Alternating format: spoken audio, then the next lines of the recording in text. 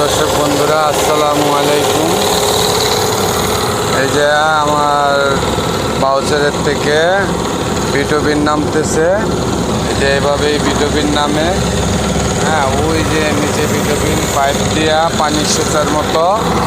এই যে এইভাবে করে এইখান দিয়ে এই মেশিন থেকে ওই ট্যাঙ্কিতে যে মালটা আউট হয়, মালটা পরে ওই মেশিনটা হলো মিক্সচার, এটা হলো বয়লার, ওইটা হলো ডাম্পার, আর এগুলো মাল পাথর বালু, হ্যাঁ 510।